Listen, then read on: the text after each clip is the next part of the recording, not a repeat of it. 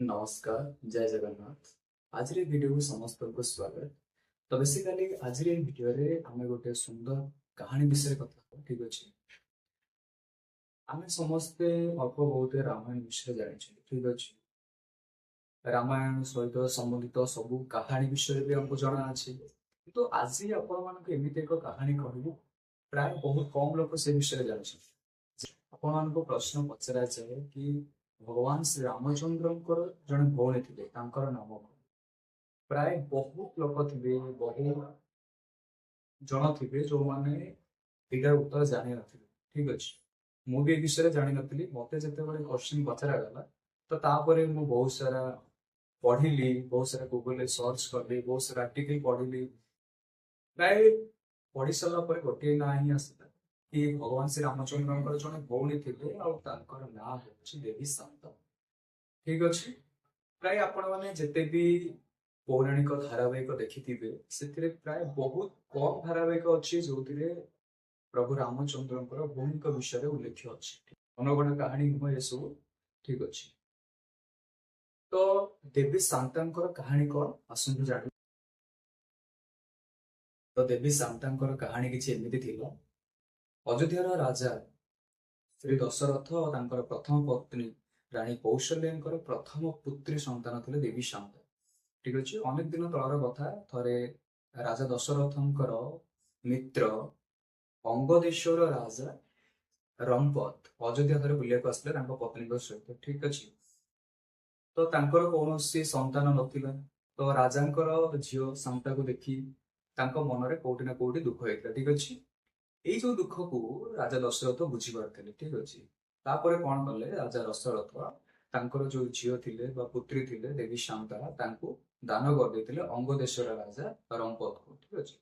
तापर कौन है अंगदेश्वर राजा जो देवी शांता को नहीं अंग प्रदेश पलैले ठीक अच्छे। सेठी जाए से माने बहुत भलरे अंगदेश्वर राजकुमारी कर रखिले राजा रंपत आउ झील जो थिला शांता भितर बहुत संपर्क भल थिला से माने प्रत्येक दिन हस मजा खेलकूद करुले। एमतीका गोटे दिन कथा राजा आउ राजकुमारी दुज खेलुले। यही समय जड़े ब्राह्मण आसी द्वार भिक्षा मागे राजा से ब्राह्मण जनकर जो भिक्षा मागुवा समय शुणी पार ना खेल से व्यस्त थे। तो ब्राह्मण जनक राजप्रसाद फेरी जाइए या देखी देवता राजा इंद्र क्रोध प्रकाश कले से कौन कले अंग प्रदेश जो वर्षा को बंद करदे जहाँफल अकाल आसीगला ठीक अच्छे।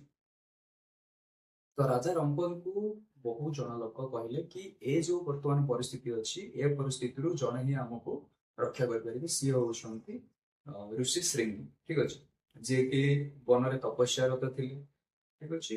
राजा झील सहित सी जा ऋषि श्रृंगी पाखे पहुंचले सबकि कहले कि कौन असुविधा अच्छी।